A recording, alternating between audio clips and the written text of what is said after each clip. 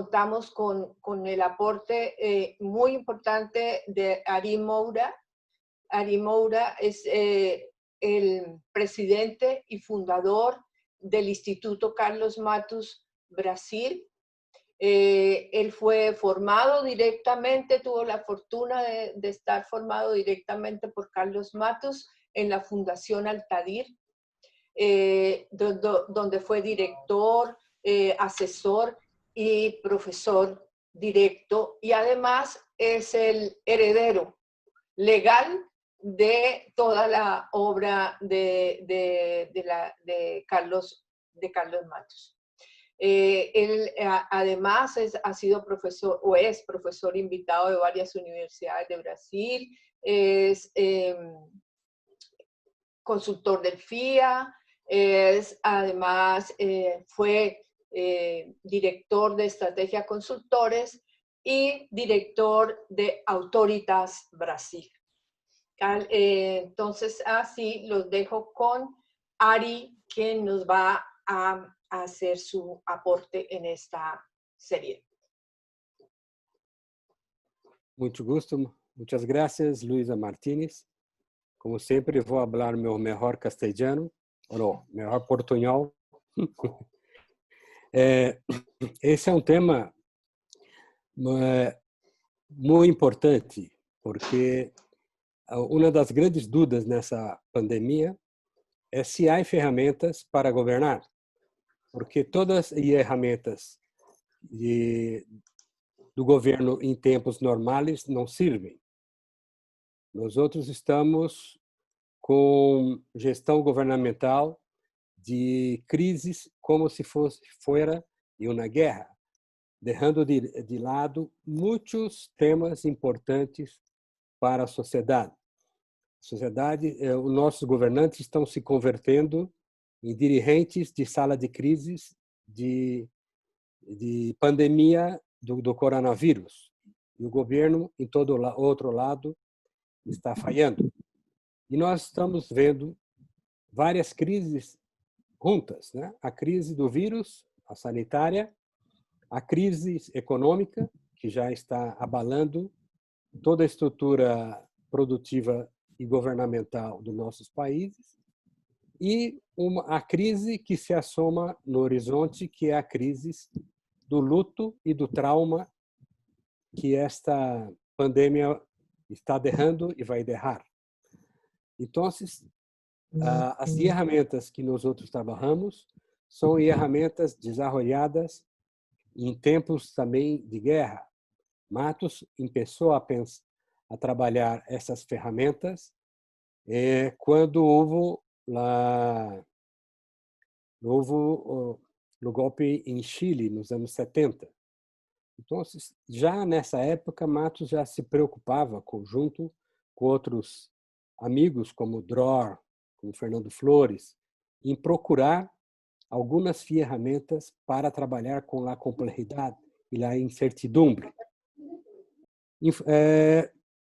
Nos nossos países vêm nos últimos anos numa aparente estabilidade que permitiu que continuáramos a trabalhar sem ferramentas de complexidade.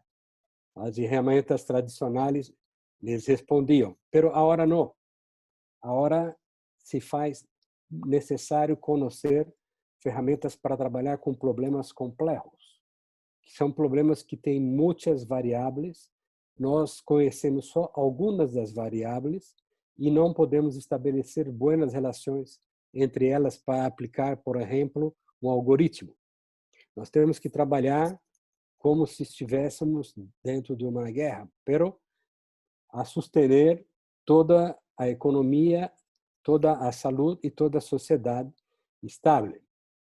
Então, por que nós necessitamos de ferramentas complexas? Porque nós estamos em momentos complexos.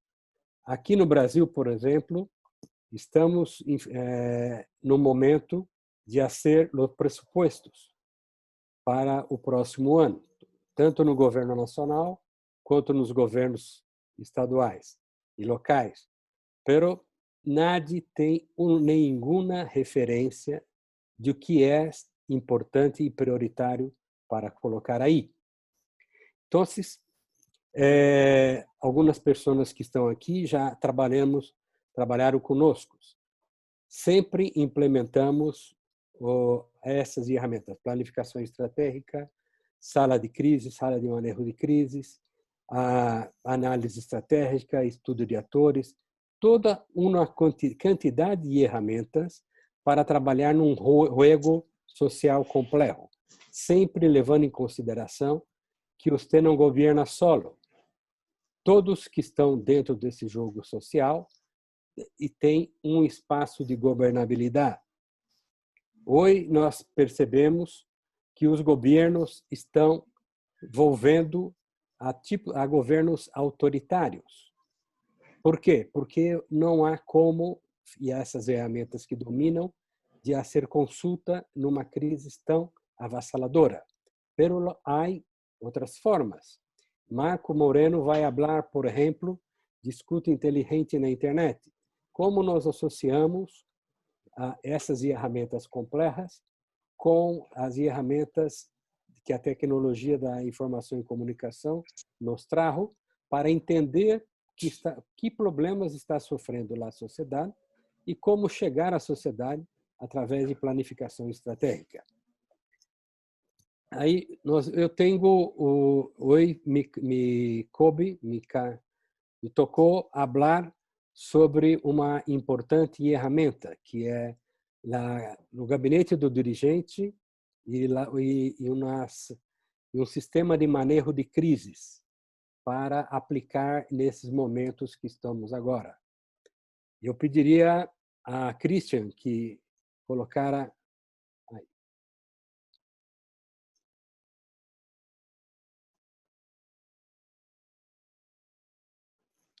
aí estamos. Sim, Christian, tranquilo.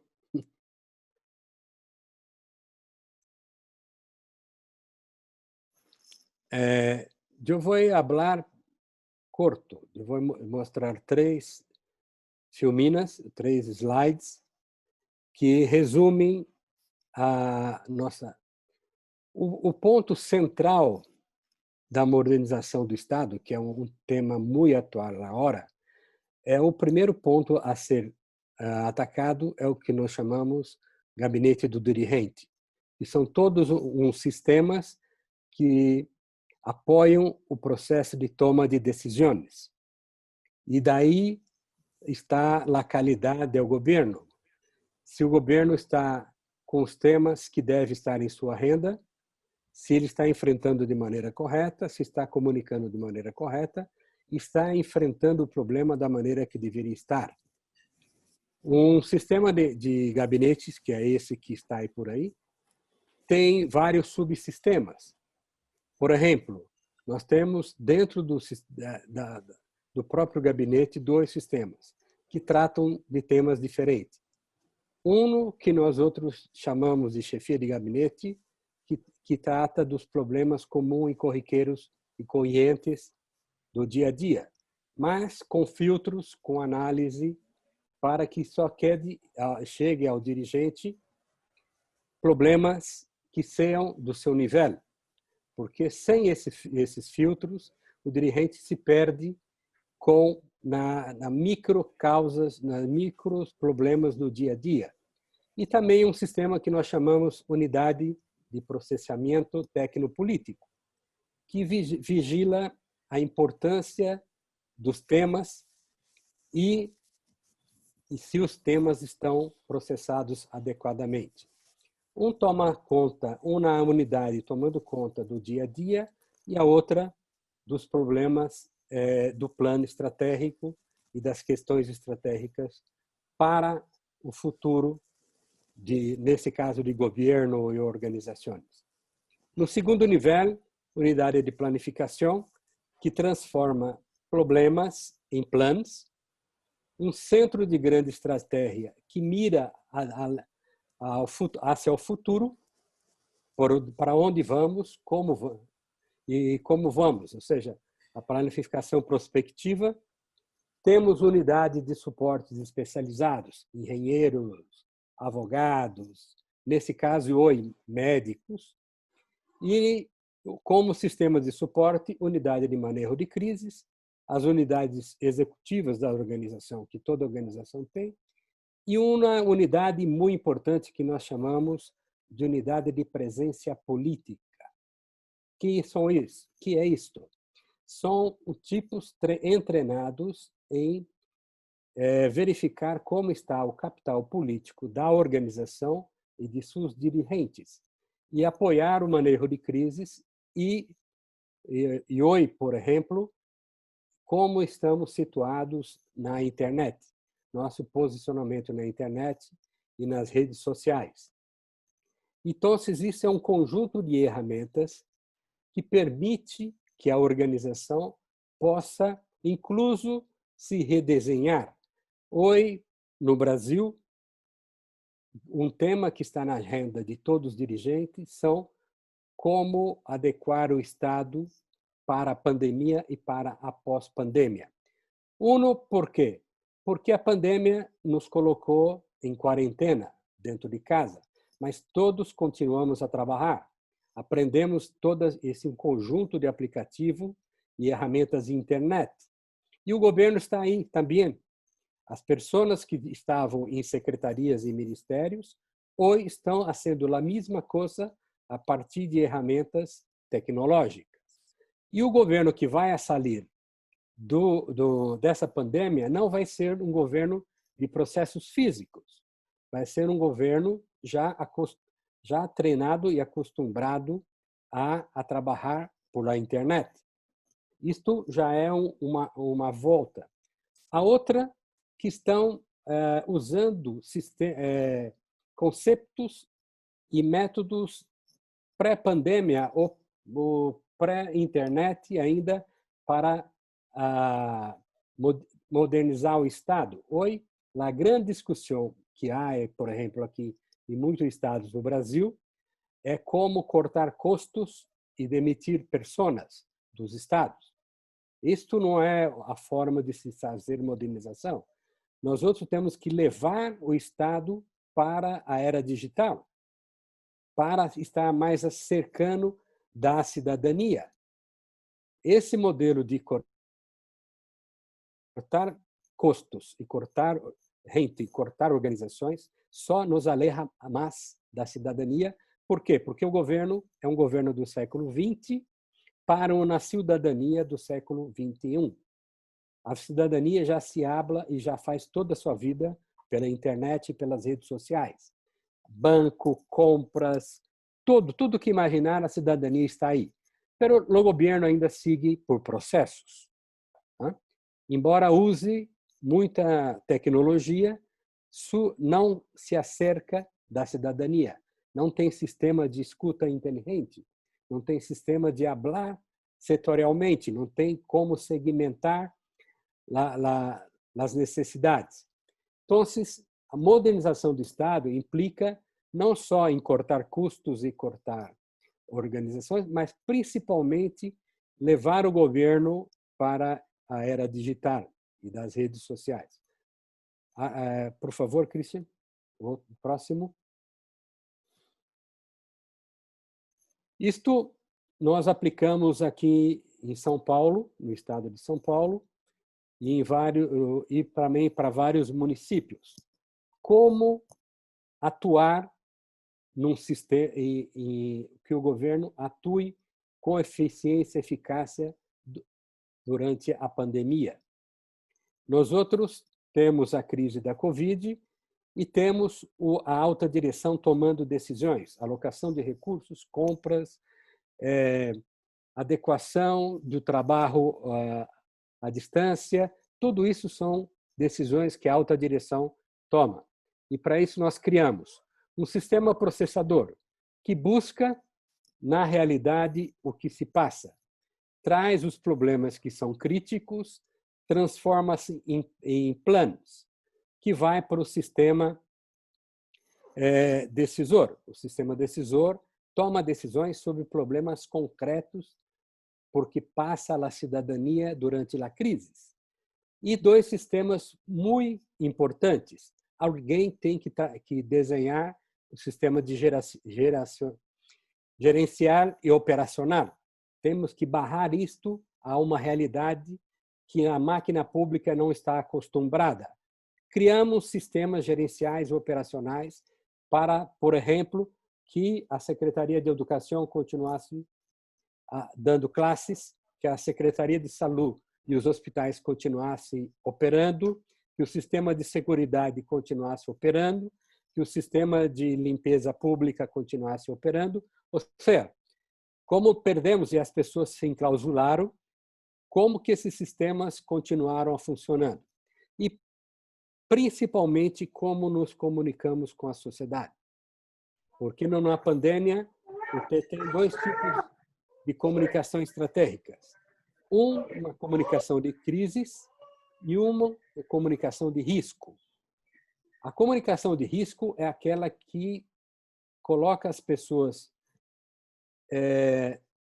dentro do sistema planificado pelo medo. Medo de morrer, medo que se morra, medo de contaminação. E a comunicação de crises é para colocar a cidadania ao tanto do que se passa e que futuro que nós teremos. Senão, nós outros não conseguimos estabelecer nenhum plano de retomada econômica, por exemplo, se quedamos só em comunicação de risco. Tá? Nós temos que ter todo esse sistema para atuar. E isso que nós outros desenvolvemos com muita velocidade para os governos. A próxima, Christian. E como opera esse sistema? Você vem, é o mesmo do anterior, pero que são sistemas retroalimentados. O sistema sensor se alimenta com as informações da sociedade e alimenta o sistema processador e o decisor comunicador. Pero esse sistema, eles não são lineares. Eles são sistemas retroalimentados. Por quê? Porque a velocidade dos câmbios diários e às vezes por horas que acontecem durante uma pandemia, durante uma crise.